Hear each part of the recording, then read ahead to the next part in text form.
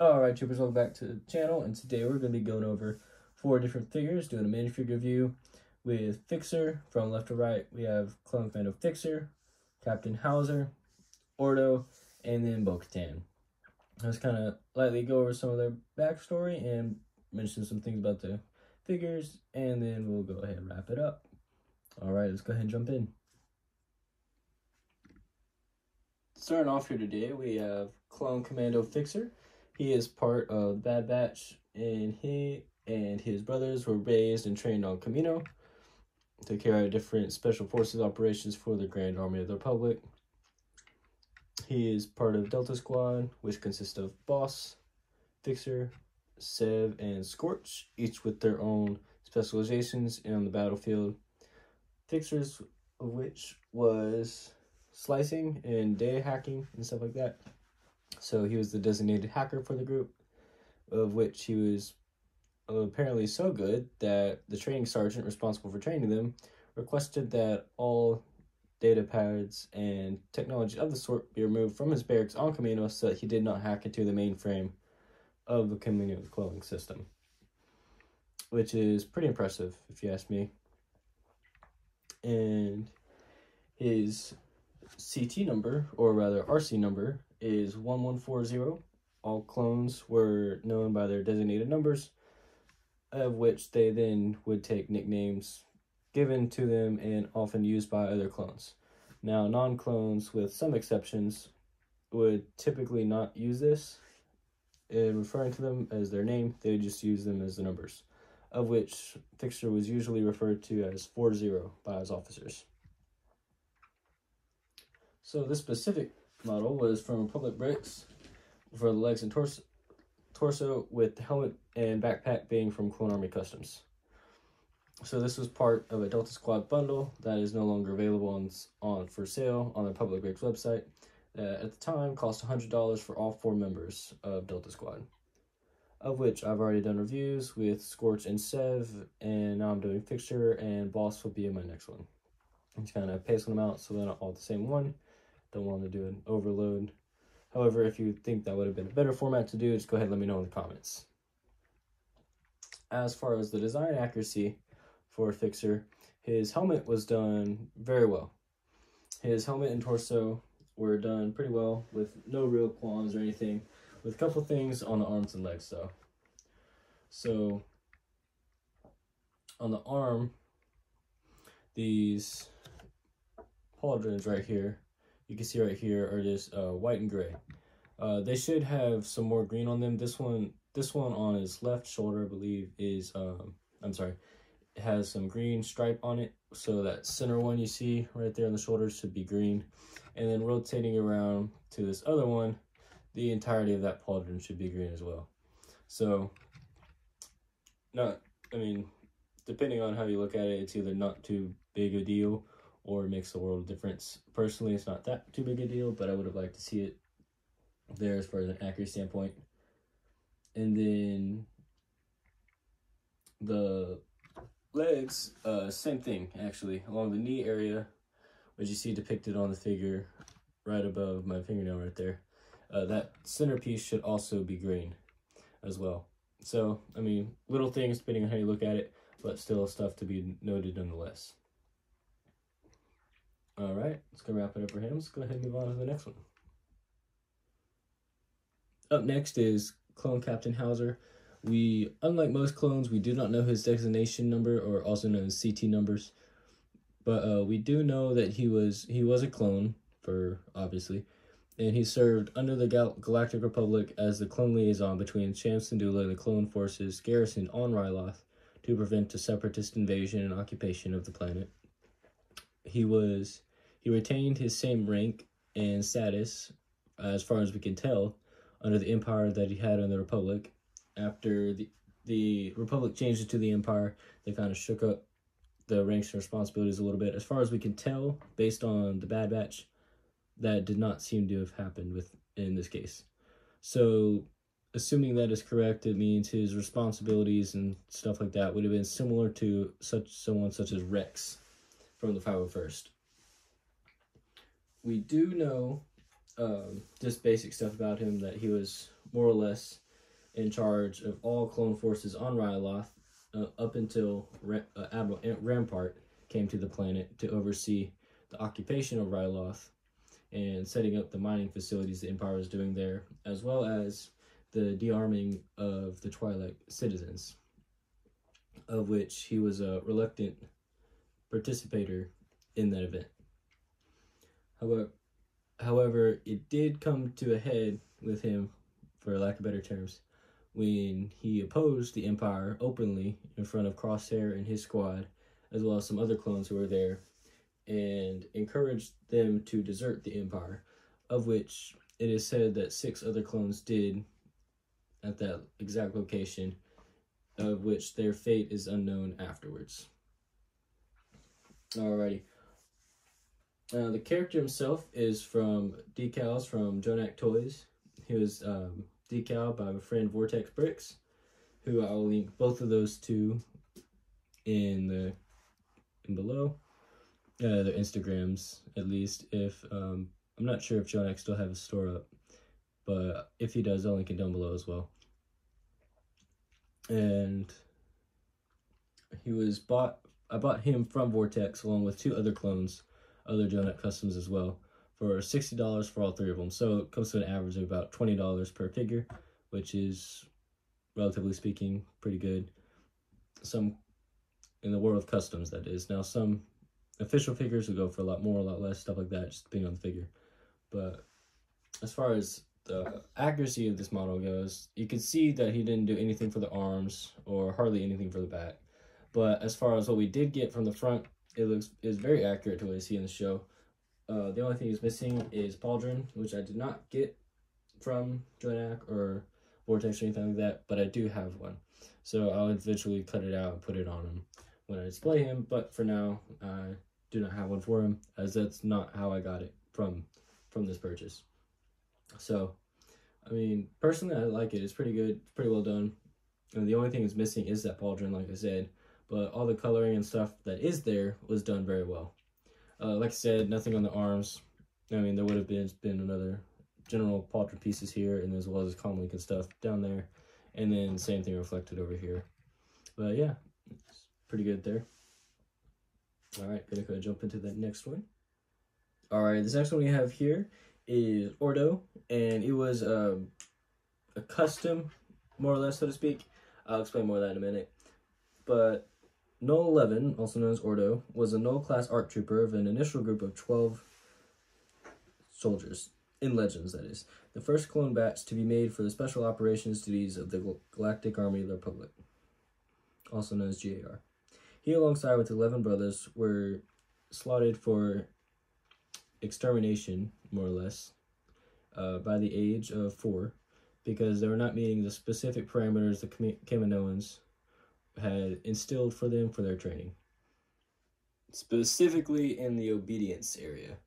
They had attempted to engineer them to be more loyal to items. Specifically, ideally, they would have been most loyal to the Republic and the government of the Republic, whoever that was at the time. However, they did not go to plan, for lack of better terms. And they were loyal to only one man, Cal Scarata, as well as each other. They're loyal to Cal Scarata as well as each other, and were often referred to as Cal's army, Cal's private army, of which they really were. They only listened to him, they did whatever he told, and they only acted on his behalf unless Cal directly told them to act at the behalf of others. So, I mean, they're pretty good soldiers all around, other than that. But yeah, out of them, Ordo was generally seen as the best and considered by most of them to be Cal's favorite, although Cal would never say that to them, as that would obviously cause unnecessary tension between them. But yeah, that's about it for him. Now, as far as design accuracy, we really don't have anything to go off of. There was never really ever any official images of him or designs or anything like that. All we have is some fan stuff, which changes based on who is doing it, for obviously. And so this is, for what we can tell, a very good depiction of him. Is just like the others, a fan depiction, since we don't have anything official. But it's pretty good.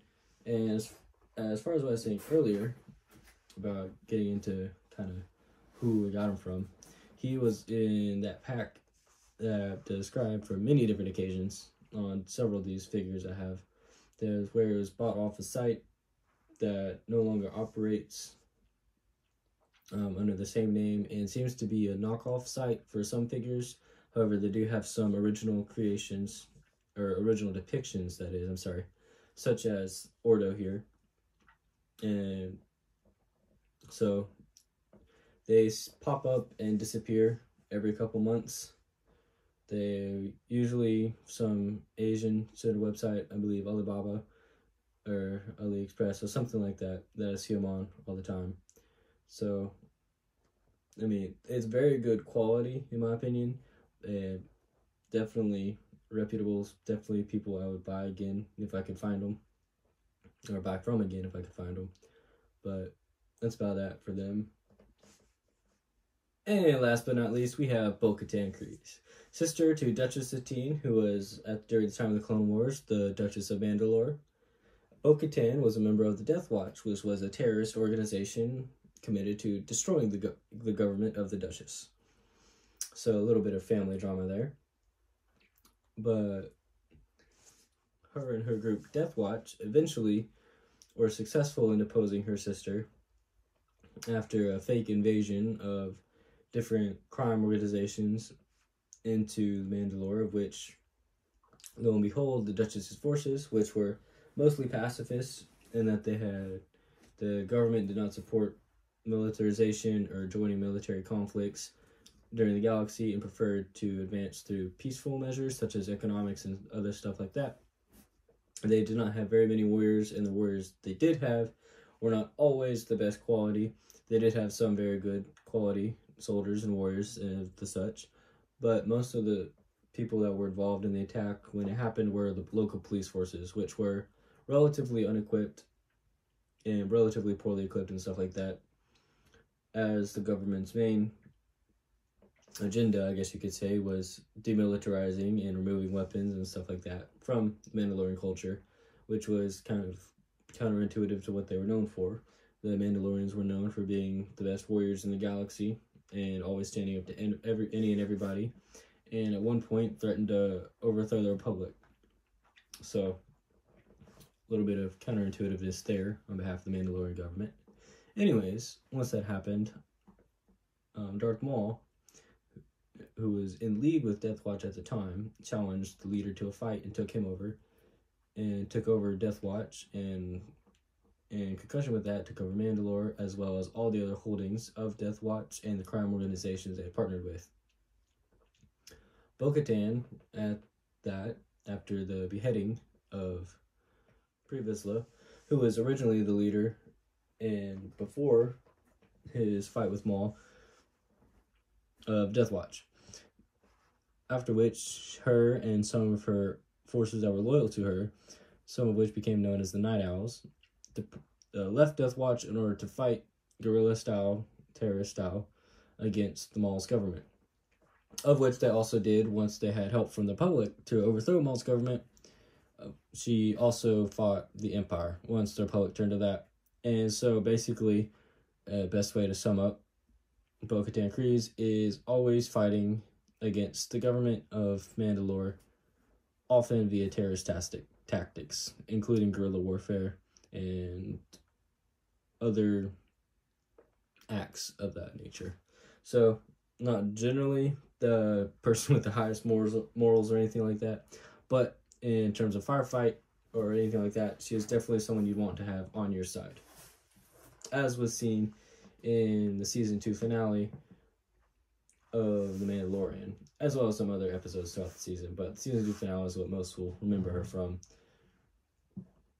So as mentioned before, I did get this character from Clone Army Customs, and as most things on the website, her base price is $27, and you can add attachments for her and other items. This is not showing anything extra with the exception of the antenna, which I just, but that right there is not showing anything extra. It came with the backpack right here, the 2 weapons, and the helmet. And if you get just the base model, she has just a blank head. So you could get a head for her, but that will cost you extra. But I didn't really need it, as I'm not going to be displaying her without her helmet on. As far as the design of the character, it is very well done. Aside from some battle scarring and scratching you can see on the chest plate and some of the legs there, is almost perfect. The only thing really that they added, or you could say took away from, I guess, the character, is those scars and battle damage and stuff like that they added. Everything else, from all the images I was able to reference and cross-reference, they did everything almost perfect.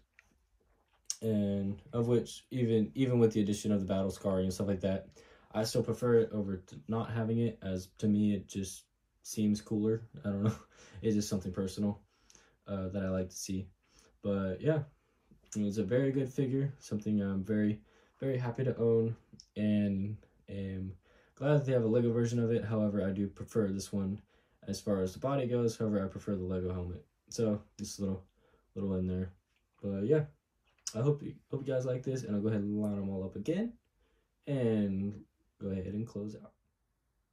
And that is gonna wrap it up for the day. So yeah, I've done a couple of these Minifigure reviews now, 3 total, I believe, or maybe 4. I don't know. I have to go double check. Anyways, I've done a couple of them, and that being said, there's some things I'm gonna work on, just kind of nailing out some kinks in it, probably to go into a shorter format of only doing 3 figures per episode instead of 4. That way, just keep it a little shorter, be able to keep the runtime down a little bit, as this definitely does stretch out once you get into the backstory and the design and detailings and all that other stuff.